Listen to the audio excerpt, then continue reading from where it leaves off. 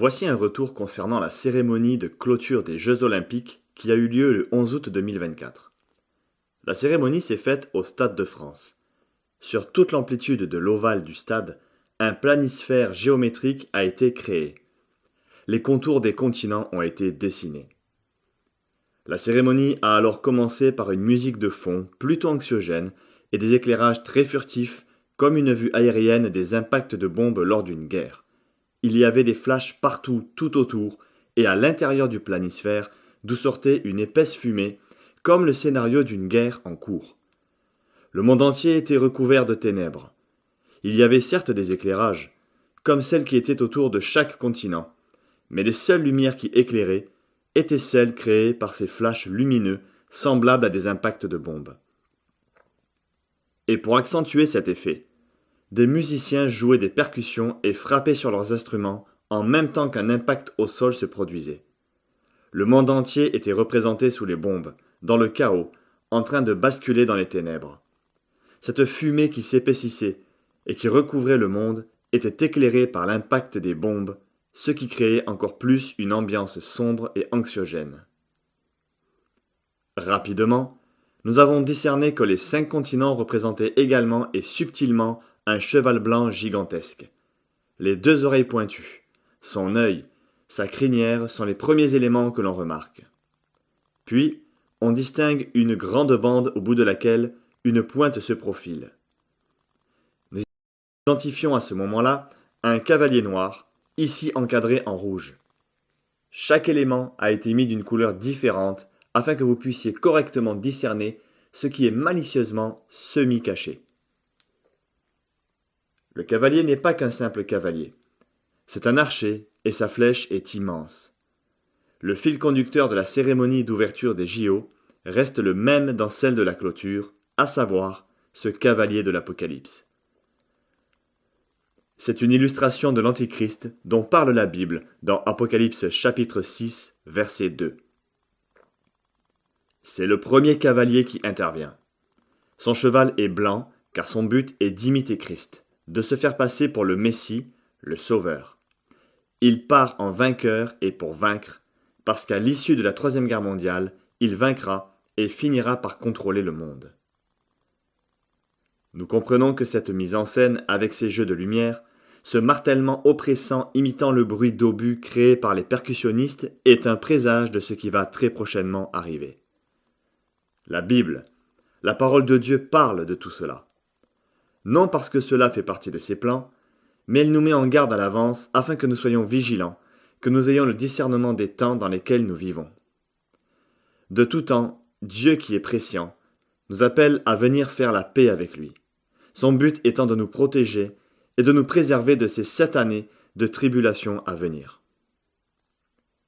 Ce cheval blanc englobe, encercle et représente les 5 continents. Il s'étend sur toute la surface des 5 continents. Il s'impose, les recouvre, les domine et les entraîne sous les bombes. C'est lui, l'Antichrist, qui confirmera une alliance de paix entre Israël et ses ennemis selon Daniel 9, 27. C'est à ce moment-là qu'Israël et les nations arabes le prendront pour leur Messie. Et c'est uniquement à ce moment-là, lors de la confirmation de cette alliance, que son identité sera révélée, du moins à ceux qui connaissent les Saintes Écritures. On peut éventuellement pressentir telle ou telle personne, mais la Bible nous prévient que c'est uniquement au moment de cette alliance de paix que son identité sera révélée. Il sera malheureusement pris pour un héros par ceux qui ne prennent pas au sérieux les avertissements de Dieu. Juste après la confirmation de cette alliance par l'Antichrist, viendra la Troisième Guerre mondiale selon 1 Thessaloniciens 5.3.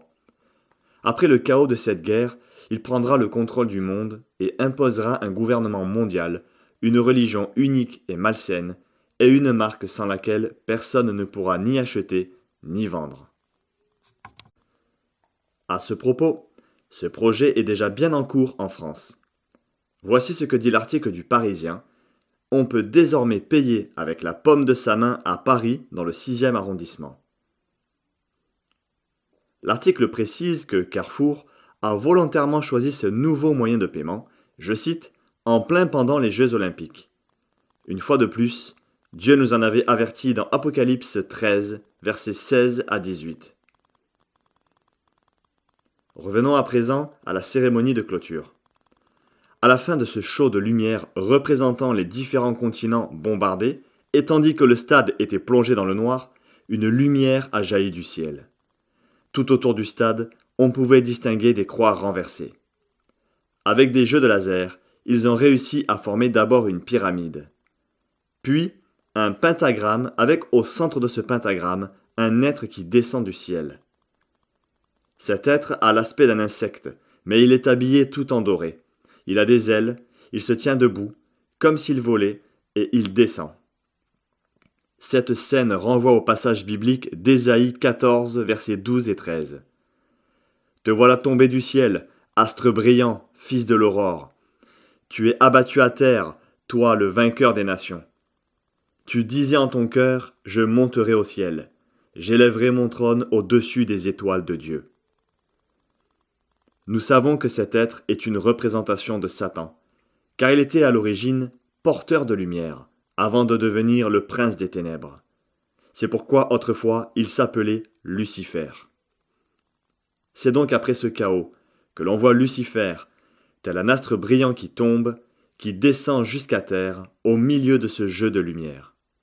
Absolument rien n'est anodin, car c'est exactement au moment précis où la lumière jaillit que les impacts de bombes cessent et que cet être descend, se révèle. Un zoom est alors fait sur cet être. Il est extrêmement brillant, lumineux, tout en or. Il reluit de partout comme s'il avait des pierres précieuses et de l'or de partout. Il ressemble au personnage des chevaliers du zodiaque, complètement doré, mais aussi et surtout armé d'un arc et ne faisant corps avec un cheval. Une complète analogie avec le cavalier archer représenté avec les 5 continents. Rappelons que le diable ne ressemble pas à ce que la représentation imaginaire et collective a fait de lui, c'est-à-dire un personnage rouge avec des cornes et une fourche. Il était à l'origine une créature angélique créée par Dieu. Il était beau et parfait. Il demeurait dans la présence de Dieu. Dans Ézéchiel 28, versets 13 et 14, Satan est décrit ainsi. Tu étais couvert de toute espèce de pierres précieuses, de sardoine, de topaze, de diamant, de chrysolite, d'onyx, de jaspe, de saphir, d'escarboucle, d'émeraude et d'or. Or, je t'avais placé, avec un chérubin protecteur qui était oint, sur la sainte montagne de Dieu. C'est là que tu étais, te promenant au milieu de ces pierres aux feux étincelants. Satan était donc orné de pierres précieuses.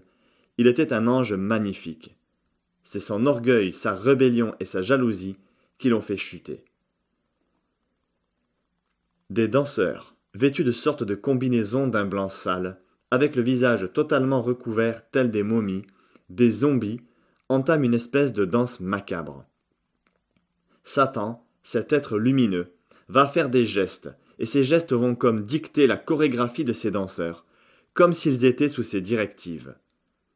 Ces personnages obscurs dansent et virevoltent de partout sur la surface de la terre.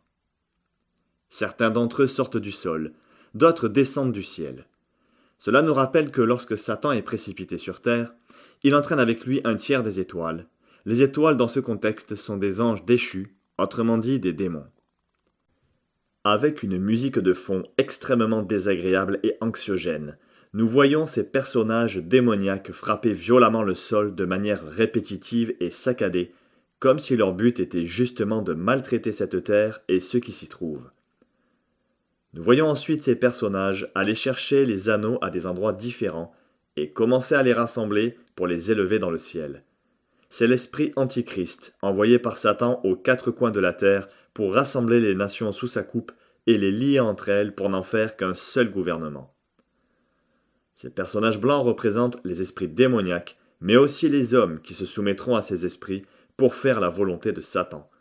Cela exprime les efforts de Satan et ses sbires pendant la première partie de la grande tribulation pour unir le monde sous sa coupe. Notons qu'avant cet événement de la cérémonie, il y avait des flashs qui exprimaient la Troisième Guerre mondiale. C'est pendant ce chaos que l'Antichrist travaillera à cette union.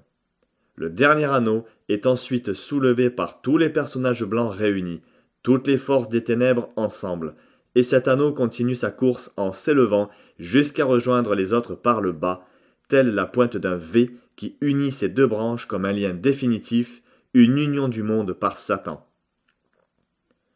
Alors que le dernier anneau s'élève, les personnages blancs s'assemblent pour former une pyramide au sommet de laquelle le Golden Voyageur jaune est élevé, comme une intronisation et une reconnaissance de sa domination et de son autorité. Une autre partie des personnages blancs se mettent alors à tourner en cercle autour de la pyramide comme un signe d'adoration. Cela exprime ce qu'il se passera à la moitié de la Grande Tribulation, lorsque les nations du monde, à genoux après la Troisième Guerre mondiale, accepteront et désireront un seul gouvernement avec un seul homme. Cela nous rappelle ce qu'il s'est passé dans Genèse chapitre 11, avec la construction de la tour de Babel, où les hommes ont voulu s'unir sous un seul gouvernement dirigé par un seul homme, image de l'Antéchrist, le roi Nimrod.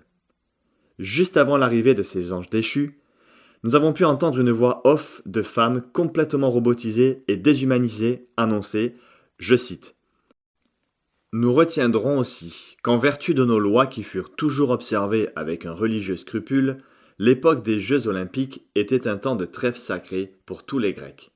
Rapprochons les nations diverses pour les luttes amicales du sport, et puisse l'observation loyale des règles qui président à nos Jeux ouvrir leur âme ce sentiment de mutuel respect qui est le premier fondement d'une notion de la paix entre les peuples. » Nous pourrions nous demander ce que sont leurs lois observées avec un religieux scrupule, si ce n'est des lois maléfiques qui apparemment cherchent à ouvrir et pénétrer les âmes des gens. On ne parle plus d'esprit sportif, d'esprit d'équipe, mais d'âme. La musique de fond était plus bruyante que mélodieuse, et tout au long de cette cérémonie, les différents chanteurs étaient vêtus de noir, les paroles de chant toujours empreintes de sens. Nous vous les affichons sur l'écran pour vous permettre d'en avoir connaissance. Dans My Way, qui se traduit par « à ma façon », il semble que Satan explique qu'il veut jouer ses dernières cartes. Je cite, « Et maintenant que la fin est proche, et que je fais face à l'ultime rideau, mon ami, je le dirai tout haut, je défendrai mon cas, dont je suis certain. » Pour la chanson Night Call, interprétée par Angèle, qui se traduit par « appel de nuit », le stade était noir et rouge. La mise en scène ressemblait à un rituel satanique. Le musicien avait des yeux laser rouges, peu rassurants, et voici ce que signifient les paroles une fois traduites. « Je t'appelle tard dans la nuit, pour te dire ce que je ressens. Je veux t'emmener jusqu'au bout de la nuit, en bas des collines. Je vais te dire quelque chose que tu n'as pas envie d'entendre. Je vais te montrer les coins sombres, mais ne crains rien. » Le groupe Phoenix a également chanté une chanson intitulée « If I Ever Feel Better ». Les paroles sont également très explicites. Je cite, « Ils disent qu'une fin peut être un départ. Je me sens comme si j'avais été enterré, mais je suis toujours vivant. C'est comme un mauvais jour qui n'a pas de fin. Je sens le chaos autour de moi. Une chose que je n'essaie pas de nier. Je ferais mieux d'apprendre à l'accepter. Il y a des choses dans ma vie que je ne peux pas contrôler. Ils disent que l'amour n'est rien d'autre qu'une douleur. Je ne sais même pas ce que c'est que l'amour. » Un autre chant a aussi résonné dimanche soir au Stade de France pour marquer la fin des 15 jours des JO de Paris. C'est la version revisitée d'un chant grec antique, vieux de plus de 2000 ans, l'hymne d'Apollon. La Bible mentionne dans Apocalypse 9, verset 11, qu'Apollon est une autre figure de Satan, le destructeur, l'ange de l'abîme. Les organisateurs de la cérémonie ont nommé cette scène « parenthèse en lévitation ». Alain Roche était au piano, suspendu à la verticale, sortant lentement du sol comme s'il sortait des antres de la terre avec un piano en feu. Tandis que le ténor Benjamin Bernheim était au chant. Voyons à présent de plus près le texte traduit de l'hymne d'Apollon, qui date de plus de 2000 ans. C'est l'hymne grec le plus ancien qui existe. Dans les premières lignes, il nous est rappelé qu'Apollon était un archer. Je cite. « Je me souviendrai toujours de l'archer Apollon, et je ne l'oublierai jamais, lui que les dieux eux-mêmes redoutent quand il marche dans la demeure de Zeus, et certes tous se lèvent de leur siège à son approche, quand il tend son arc illustre. » Ensuite, dans le paragraphe suivant, nous lisons. « Et le Père, glorifiant son Fils, lui donne le nectar dans une coupe d'or. Puis les autres dieux s'asseyent, et la vénérable Léto se réjouit, parce qu'elle a enfanté un fils, puissant archer. Ce n'est ni plus ni moins qu'une parodie de ce qu'a dit le Seigneur Jésus dans Jean 17, versets 1 et 2. En ce temps-là, Jésus leva les yeux au ciel et dit : « Père, l'heure est venue. Glorifie ton Fils, afin que le Fils te glorifie. Ainsi, comme tu lui as donné pouvoir sur tout être de chair, il donnera la vie éternelle à tous ceux que tu lui as donnés. » Et il est fait allusion à la coupe contenant symboliquement le péché de l'humanité, que Jésus a dû boire avant d'accepter de se faire crucifier à notre place pour la rédemption de nos péchés. Lui qui était saint a fait cela par amour pour chacun de nous. Le récit de ce que je vous dis se trouve dans la Bible, Luc 22, versets 39 à 46. Mais ici, il s'agit d'une coupe d'or remplie de nectar. Voici donc comment est considéré le péché aux yeux de Satan. C'est du nectar dont il s'abreuve. Poursuivons notre lecture de l'hymne d'Apollon. Le roi Phoibos, Apollon, pensa bâtir un temple désirable, et il dit ces paroles. « Je pense bâtir ici un temple illustre, oracle des hommes qui m'y sacrifieront toujours de parfaites hécatombes. Et ceux qui habitent le Grand Péloponnésos et l'Europe, et les îles entourées des flots, viendront m'interroger, et je prophétiserai en paroles véridiques, rendant mes oracles dans le temple opulent. » Il est question de construction de temples. À présent, regardez la légende qui s'est affichée sur tous les écrans. La traduction est la suivante. Les Jeux Olympiques sont nés en Grèce il y a 2800 ans. Et savez-vous ce qu'il s'est passé exactement à Jérusalem à ce moment-là ? Eh bien, il y a eu la construction du premier temple sous le roi Salomon. À l'écran s'affichent toutes ces informations. Satan n'a de cesse de jalouser Dieu, c'est d'ailleurs ce qui l'a fait chuter à l'origine. Il n'a jamais supporté ni la sainteté ni la royauté de Dieu. Son désir a toujours été d'avoir son propre royaume et son propre temple sur terre.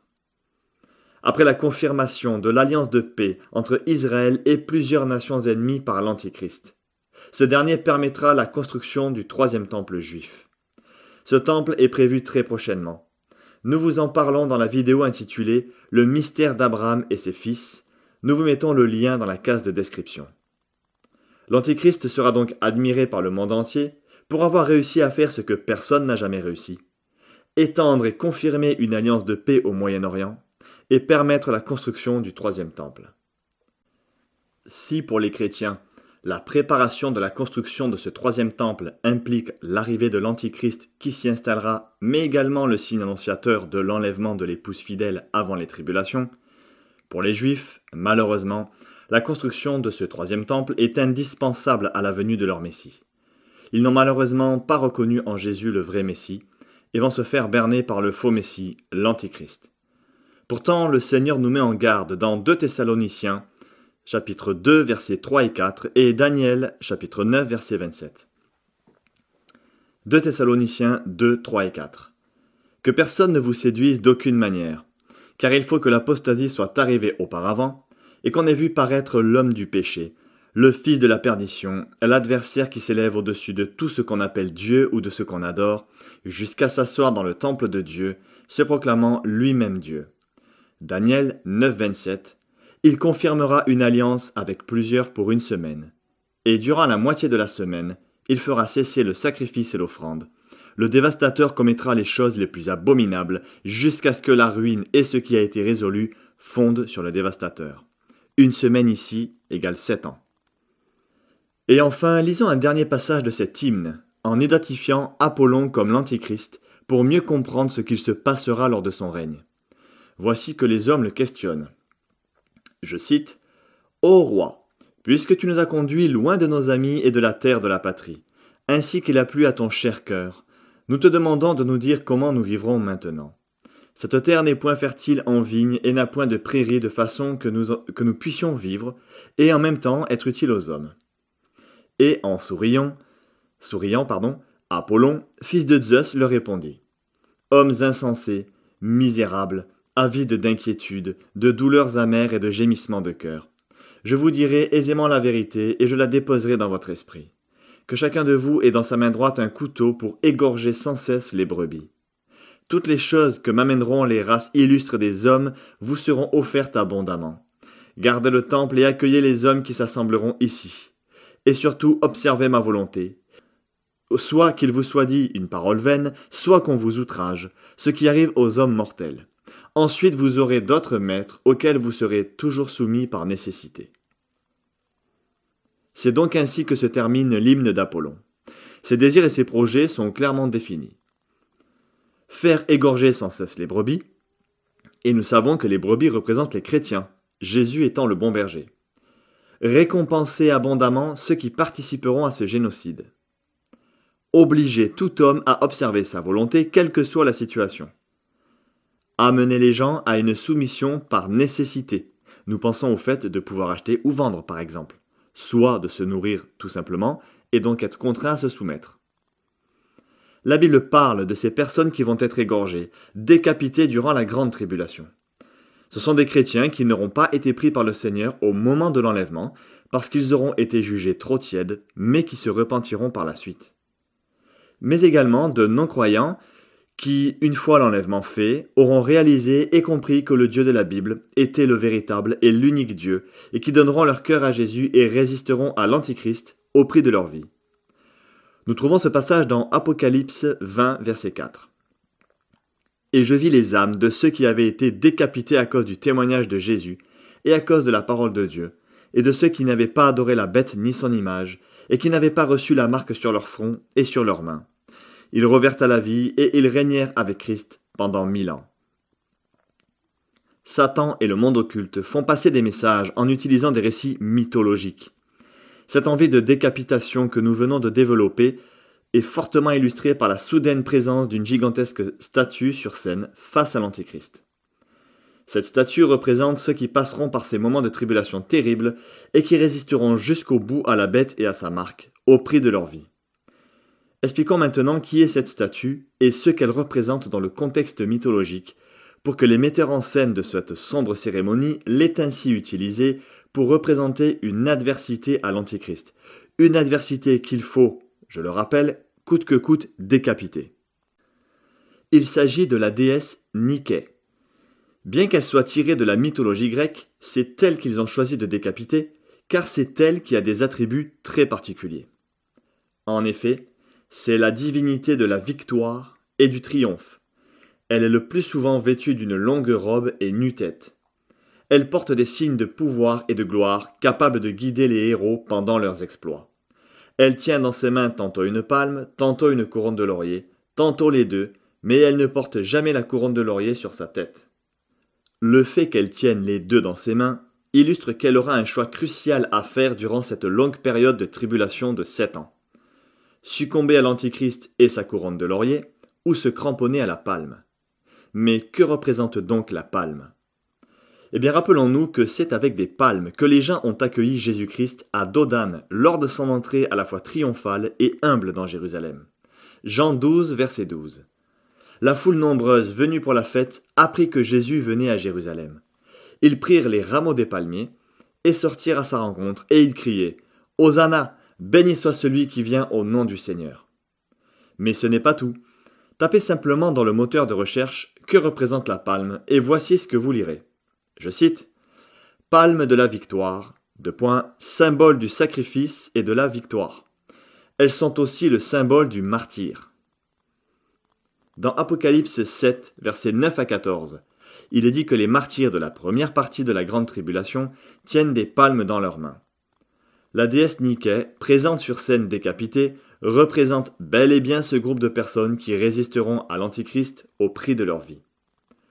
Pendant ce temps de grande tribulation, l'Antichrist n'aura aucun scrupule à faire un génocide pour tous ceux qui brandiront, symboliquement parlant, les palmes en proclamant « Hosanna, béni soit celui qui revient ». Oui, j'ai bien dit « qui revient ». À la fin de la cérémonie, l'acteur américain Tom Cruise intervient. Il descend lui aussi du ciel comme sur une tyrolienne. Son rôle est de venir chercher le drapeau des Jeux Olympiques pour l'emmener à Los Angeles, lieu des Jeux Olympiques de 2028. Un article du Monde a titré son intervention de façon plus que marquante. Tom Cruise, messager des dieux tombé du ciel. Comment ne pas comprendre le lien direct avec le verset de la Bible « Te voilà tombé du ciel, astre brillant, fils de l'aurore ». Tom Cruise est très impliqué dans la scientologie.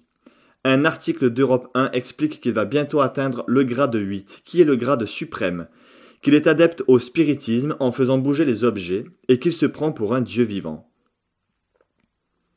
Rappelons-nous que la scientologie est une philosophie spirituelle, considérée comme une religion sectaire qui prétend aider à mieux vivre au quotidien et qui a été inventée par un auteur de romans de science-fiction nommé Ron Hubbard.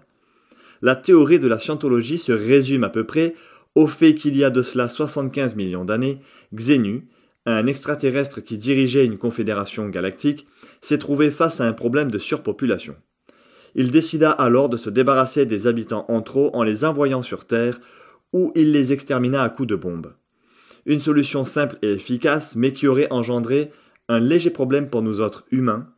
Les âmes de ces extraterrestres, appelées des tétans, vivraient donc maintenant à l'intérieur de nous et nous parasiteraient à travers des images mentales négatives nommées engrammes. Le but de la scientologie est de nous aider à nous en débarrasser pour redevenir de véritables êtres humains. Le délire de Tom Cruise n'est pas juste personnel à lui.